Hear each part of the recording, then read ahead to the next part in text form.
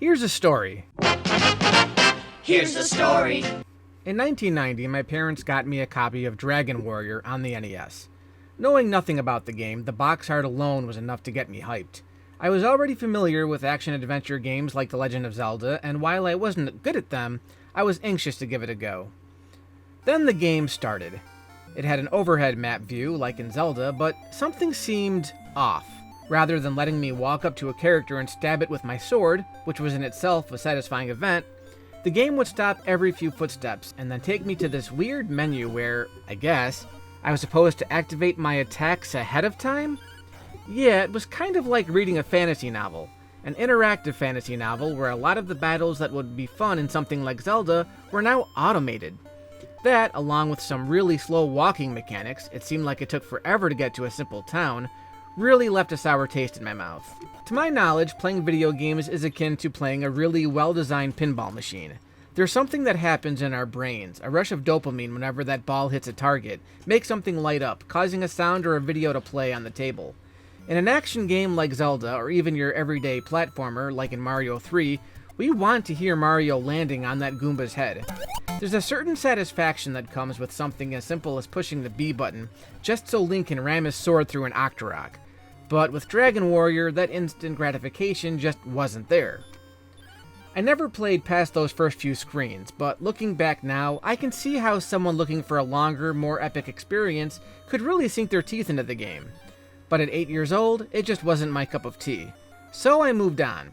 Dragon Warrior, unbeknownst to my parents, just kind of sat on a shelf for years until the unholy apocalypse known as adulthood reared its ugly head, and it, like all of my childhood NES games, mysteriously vanished in the winds of time.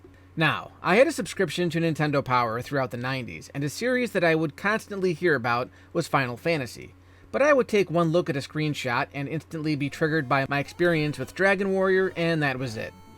In every issue, Nintendo would run a list of their top-ranking NES and Super NES games.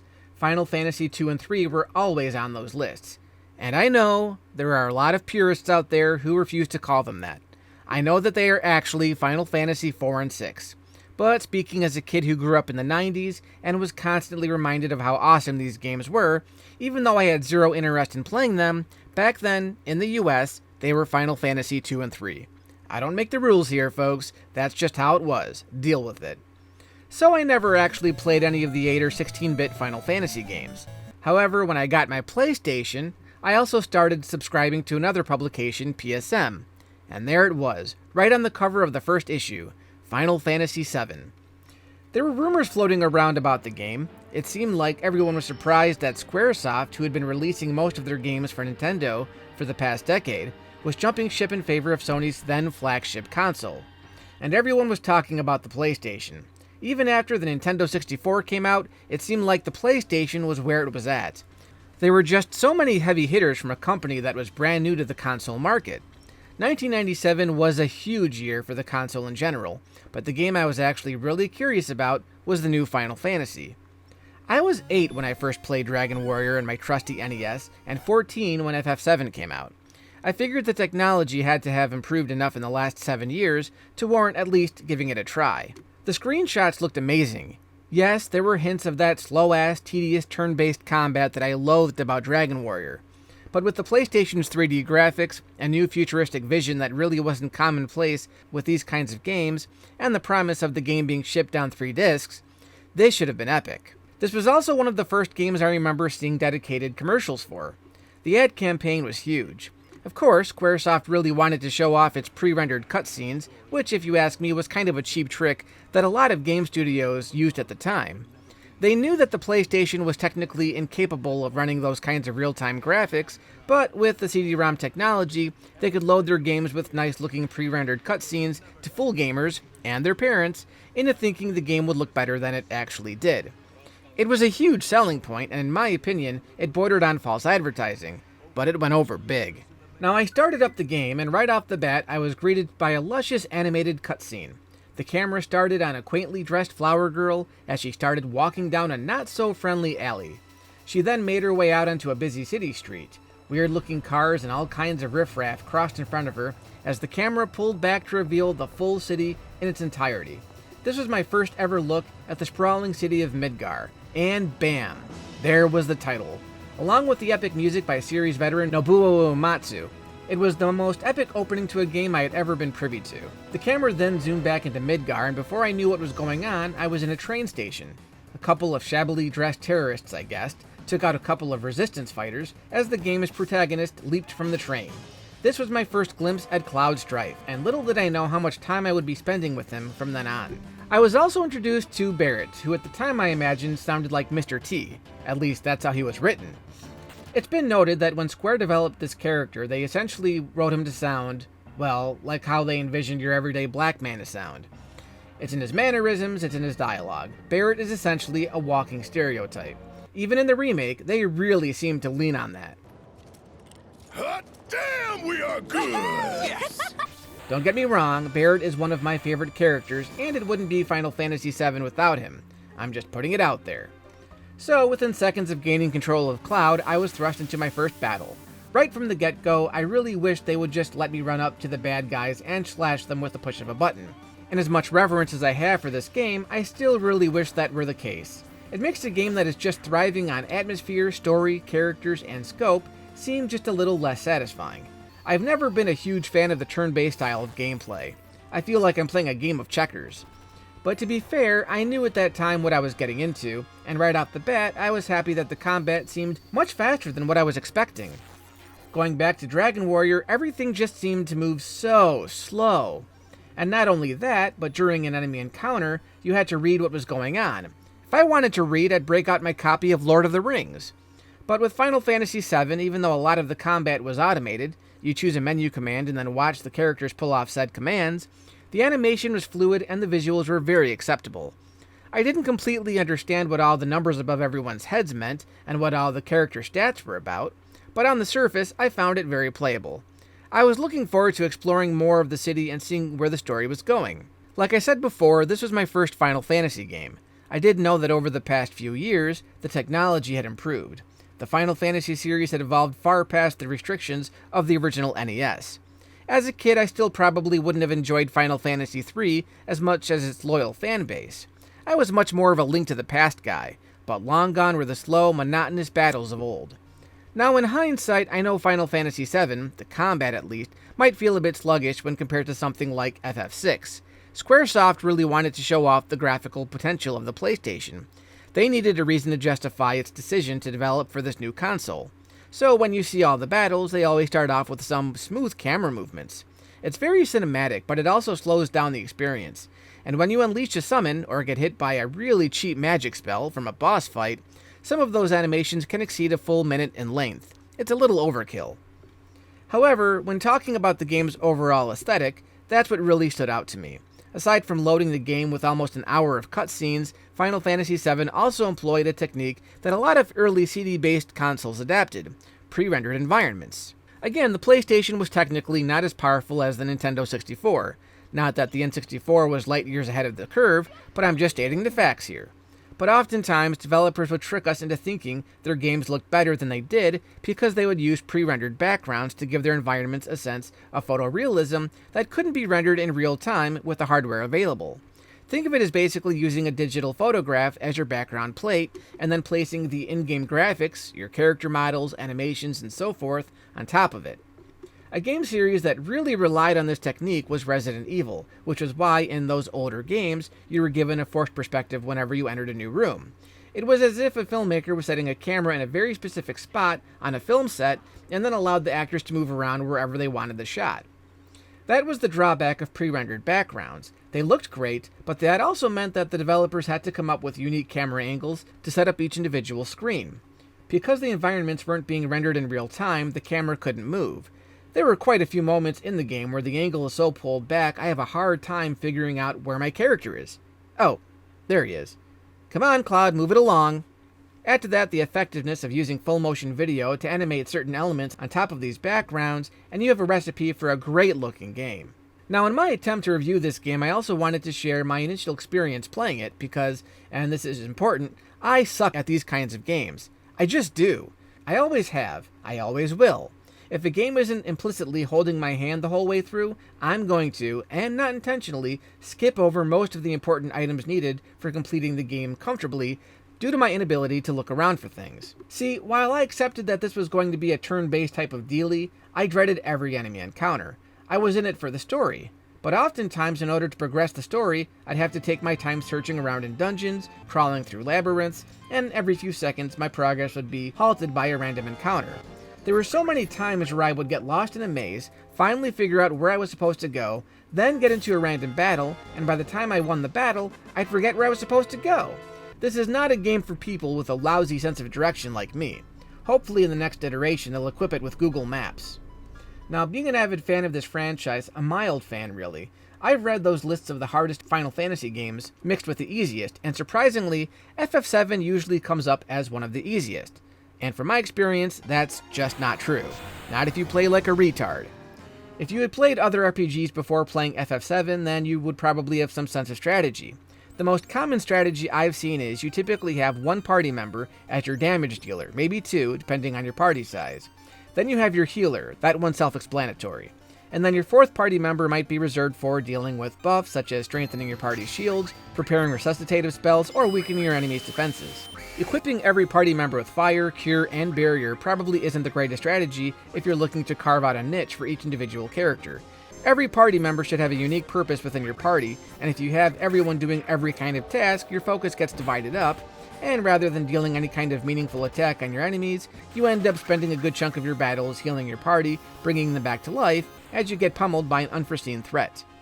This was how I approached the game back in 1997, and I played like this all the way up until Remake, which is around the time I started playing all the earlier entries and finally realized, sometime during probably the very end of FF6, that I wasn't doing myself or my party any favors. You divvy up the tasks, and your chances of a successful encounter increase dramatically. And strategy is the key term here. If you're not good at learning from your mistakes, these games can be very punishing. So here's my experience with Final Fantasy VII, and the story of how I almost gave up on the end boss because I pretty much knew my chances of winning were virtually nil. Look down your pants, you'll find something virtually nil! First of all, it took me months just to get outside of Midgar. This was because I would sometimes go days without playing, and rather than come back to the game and have to recall where I left off, I would simply start over again. I know this sounds counterintuitive, but again, this is me we're talking about. I suck at these kinds of games, and that's suck present tense. Every time I would restart the game, I would make it a little further each time, but I wasn't making any real headway. I guess I also felt that I just wasn't doing something right. Either I kept getting punished by bosses or different enemy types, I don't think I was really utilizing my materia properly, and getting a game over was pretty discouraging, especially if you hadn't saved in a while. But what was really frustrating was that I introduced my close friend at the time to the game. He got his own copy long after I got mine, and within the 2 days, he had already finished Disc 1, and he recorded himself playing to prove it. So we have to talk about Aerith's death, because when the subject of FF7 comes up, that's sure to be on the docket. I never got a chance to experience Aerith's death on my own, because my asshole friend called me on the phone as soon as he got to that part and spoiled it for me. The next day, he brought over the VHS tape so I could watch it, but I was pissed. Even though I knew I was really far from getting to that point, it was really frustrating that I hadn't discovered it on my own. And from that moment on, I kind of gave up on 7 for a while. Within a week, my friend had finished the entire game, and I just watched his recorded footage. The first time I saw him pull off Knights of the Round, I was stunned. I was like, you can get this powerful in the game? Little did I know how tedious getting that spell could be, let alone that it was one of many spells you could totally overlook if you didn't give a rat's ass about breeding chocobos. In a particular issue of PSM, there was a step-by-step guide on how to breed chocobos and eventually go on this incredibly arduous side quest to obtain what is arguably the most powerful spell in the game. In past playthroughs, I have gotten Knights of the Round, and I always use the internet. I don't understand how anyone could discover for themselves how to breed those damn ridiculous birds in the exact order the game wants you to in order to get this damn spell. I always accused my friend of using a strategy guide or a magazine walkthrough to obtain the spell, and he always denied it. But this was also the same son of a bitch who spoiled Aerith's death for me, so I'll let you be the judge of that. The bottom line, because of all my restarting and all my trepidations about getting further in the game only to get stuck, it took me over a year to finally reach Sephiroth. And after running away from every conceivable battle in the northern cave and beating Jenova by the skin of my teeth, getting to Sephiroth seemed like I had climbed up a mountain. I remember the day I got to Sephiroth. My friend was there with me, watching me with wide eyes, grinning at my sweaty hands. He knew deep down that I was wholly unprepared for this fight. I had no useful materia, no Knights of the Round. I believe I had a few cures, a few Phoenix Downs, and some severely underpowered party members. Every important materia you could ever possibly pick up in the game, I had unintentionally glossed over. My friend was by my side telling me which attacks to use. It was a long battle. In my last playthrough, one which I relied solely on an internet walkthrough by the way, I finished off Sephiroth in 2 turns. That's because I had a guide tell me where all the really powerful spells were, and I made sure to grind my ass off to get there. But on this day, I must have spent half an hour fighting Sephiroth, tearing him apart with my bare hands, and when I finally finished him off, it was a glorious day. My friend couldn't believe that I finished the game with so little resources. So going back to the difficulty of the Final Fantasy games, from my experience playing through the entireties of 1 through 9, they're really as hard or as easy as the player makes them. If you spend the time to find all the powerful spells and weapons, and you know where all the really good grinding locations are, then by the time you get to that end boss, you could potentially break the game. Jumping ahead a little bit, last year I finished FF8 for my first time. Again, I used to walk through every bit of the way. I had to. If you don't know what you're doing in 8, that game is damn near impossible. I played 8 when it was new, and that was one where I actually made it to the final boss, but again, my characters just weren't powerful enough to finish her off. For 20 years I just left it as the one Final Fantasy game that got away. But with the walkthrough, I actually ended up getting Squall's Lionheart fairly early on. It was a pain in the ass, don't get me wrong, and it took a lot of playing Triple Triad to get it, but by the time I got to the end boss, I had a perfect party, all of the Guardian forces, and I believe I beat the final boss in under 10 minutes. That last boss is challenging no matter how you play, but at least I can say that I experienced FF8 in its entirety. Now that I've talked about my personal experiences playing the game, let's get into the game itself and why I feel it's held up for so long. People who aren't really fans of the series still seem to hold a special place in their hearts for this one. For one, I had never experienced a game with such a richness to its story. That goes for the characters, but also just the sheer amount of world building going on. Midgar seems like such a big place, which is why Square kept the bulk of the story in the remake to Midgar. But then when you venture out into the world and just see how vast it all is, that was impressive for the time. It wasn't exactly a sandbox game, you usually knew what the next destination was, but it did have moments where it branched off and you could go exploring. You never knew what was going to come up next. Giving the game a more contemporary feel, trucks and rockets compared to airships and carriages, gave it a freshness that fans of the genre probably weren't used to. And while the story could get depressingly dark and hopeless, it always seemed to have its share of humor. The characters were always making me laugh, and even at their darkest hour, someone was always trying to find something hopeful to latch onto. As much as I disliked the combat part of things, the story always propelled me to continue on, like it was keeping me in some kind of trance. Don't get me wrong, the story can get batshit crazy at times. I attribute part of this to the weird English translation of the game. English translations of Japanese games have a history of being weird because the Japanese culture doesn't always convert easily to ours. Some words in Japanese don't carry the same meaning when translated to another language, and even though I didn't know it at the time, entire story elements can suffer. For example, a huge plot point throughout the game is that Sephiroth keeps showing up to taunt Cloud. Almost after every encounter with Sephiroth, you end up fighting Jenova.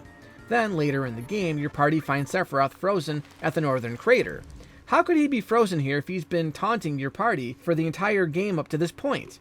Well, the translation is a little spotty, and to my recollection, there's no explanation given in the US version. But what's really happening is, whenever Sephiroth shows himself, he's actually Jenova the whole time. Yeah, Jenova is a shapeshifter being controlled from Sephiroth through the live stream, and Sephiroth is basically communicating to you from the live stream the whole time, using you so you can deliver the black materia to him. But again, because of a patchy English translation, I can see how a lot of Western gamers would be confused. I've always played the PlayStation version, so did they ever fix up this translation in later ports of the game? Also, going back to Aerith's death, everyone talks about how shocking it was. Characters die all the time in Final Fantasy games, but because of the limits of the technology at the time, they usually have a bit of dialogue before they disappear off screen. But when Aerith dies, not only is it unexpected, but the way the characters react to it is what really sells it. Not just Cloud's conversation with Sephiroth, but how all the characters you've met up to that point pay their final respects before Cloud finally places her to rest. What makes this death all the more tragic for me is when realizing that part of it was inspired by Final Fantasy creator Hironobu Sakaguchi, who had lost his mother during production of Final Fantasy VI. The idea of a game creator using his own grief to inspire an element of storytelling is so profoundly moving to me, and goes to show how far storytelling in video games had really come. But to me, it's not Aerith's death that is the most memorable part of the game. It's the aftermath. Throughout the game, right up to the final battle, characters bring up Aerith's memory, as if she's residing in all of them the whole time. There's a particularly touching scene with Bugenhagen later on, where he shows a glimpse of Aerith's death scene, and Cloud sees precisely what Aerith was trying to do up to the moment Sephiroth kills her. On my last playthrough, that left more of an impact for some reason than any other scene. Now let's talk about something a little more controversial. The Final Fantasy series, for those who don't know, works as an anthology series. Every main numbered entry tells a self-contained story, so there's no clear entry point for the newcomers wanting to try out the games for themselves. Some games are definitely richer than others, but it's not like Star Wars or Lord of the Rings, where you're expected to start from the beginning. I bring this up because since every game is so different, each game also has its dedicated fan base. This is especially true of the online entries, 11 and 14. Because both of these games are online only, a lot of diehard fans have zero interest in playing the mainline single-player entries, and the opposite is true for fans of the main games. Most of them have no interest in venturing into the online world. They are just two separate genres, and a lot of FF fans have always hated the fact that there are two numbered Final Fantasies that are online-only titles. Those are the two entries in the franchise that I haven't experienced just because of the accessibility factor. I have to mess around with servers and pay a monthly fee? No thanks. But the other reason I bring this up is because there are two games in particular that tend to crave attention from fans. Final Fantasy VI, or 3 if you lived in America in the 90s, and Final Fantasy VII. While I have heard the occasional criticism that 7 is overrated, I've never heard a single negative comment about FF6. And before I give my take on this, understand that I loved my SNES, and I remember back in the 90s when groundbreaking titles like Donkey Kong Country and Zelda A Link to the Past were first released. Both of those games could pass for exceptional retro experiences today if they were brand new. That's saying something. There aren't a lot of games that have aged well graphically. So I get it. After playing FF6, the SNES version, not a remaster, I understand why it would be considered ahead of its time. It's a beautiful game with memorable characters and a tragic storyline with a particularly nasty villain. I actually had a lot of fun playing it. I'm trying not to factor in that I just played 6 for my first time a couple of years ago.